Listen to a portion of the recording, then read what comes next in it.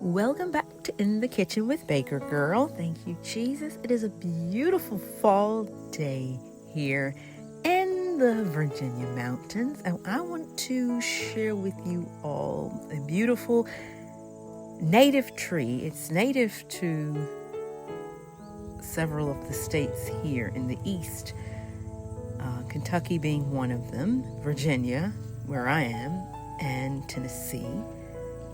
This is a persimmon tree. It grows wild all over the place. And it's not to be confused with Sharon fruit, although I do firmly believe they're very similar and probably really is the same, but they're not the same. So these are small and they're round. They look like mini pumpkins, to be perfectly honest. But they're small. They never get much bigger than a walnut.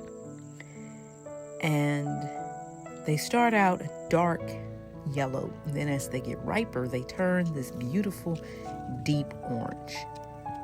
And they're full of seeds. They have very large, dark seeds. And we have several of them growing on our property all over the place. And they grow wild like this. And they're native trees, so we don't bother them. Now, the interesting thing about these persimmons is, so there's one there that is not ripe, and that is how it looks when it's not ripe. You cannot eat these when they are not completely ripe.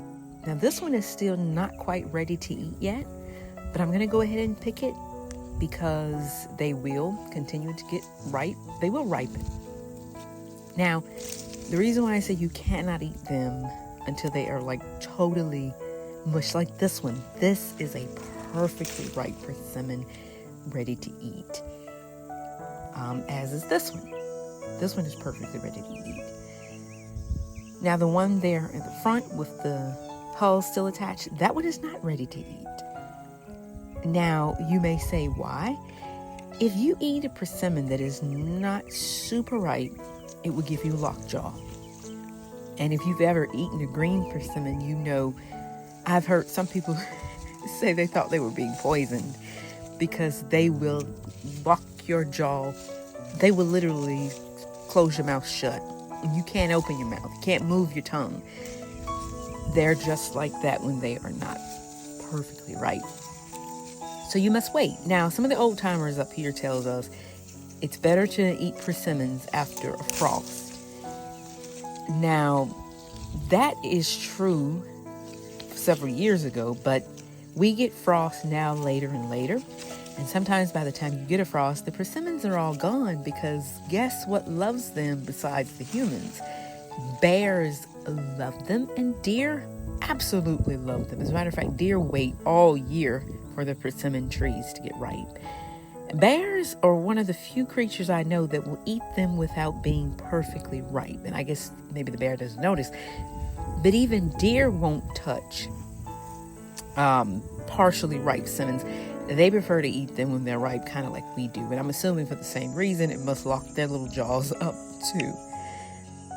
Now, I have a bowl full of these, and I don't want to harvest too many because, as I say, we share them with bears and deer and other creatures that depend on these natural things. So I only harvest a modest amount, and I make sure I leave plenty for the bears and the deer and all the other things that enjoy these delicious fruits. So I'm going to take these in and give them a good wash. And you just wash them gently and let them dry. And you let them hang out on the countertop. And in about 2 days, they should be nice and ripe. And how you know they're ripe, they'll start to look a little wrinkly like. And you know they're ready. Now, some people use these and make persimmon puddings, which is delicious. You can make a persimmon pudding. People up here actually refer to them as Simmons. They don't really say persimmons. I'm not a native Virginian, so I always say persimmons, but the natives up here just call them Simmons. A lot of people used to use these for more desserts now than they used to. So they're becoming a bit of a fruit that not a lot of people use. But if you happen to find a persimmon tree and you can pick some beautiful, ripe persimmons, they're a delicious snack. They're very healthy, and they are native to the eastern United States. And they're perfectly healthy and perfectly delicious and perfectly free.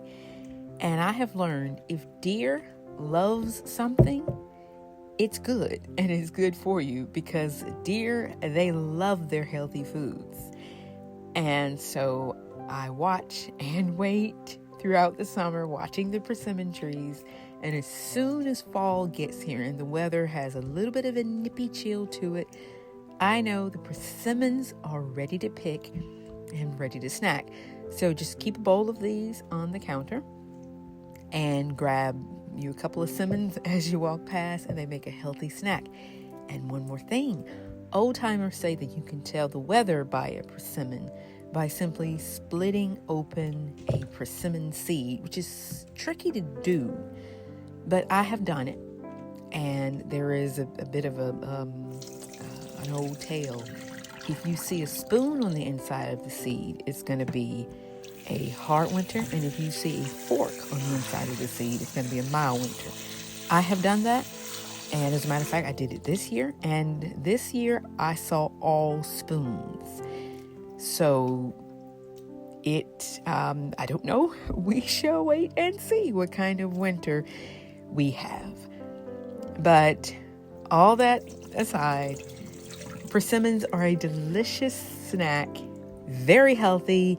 They are native, they grow wild, and they are perfectly delicious and ready to eat once they are ripe.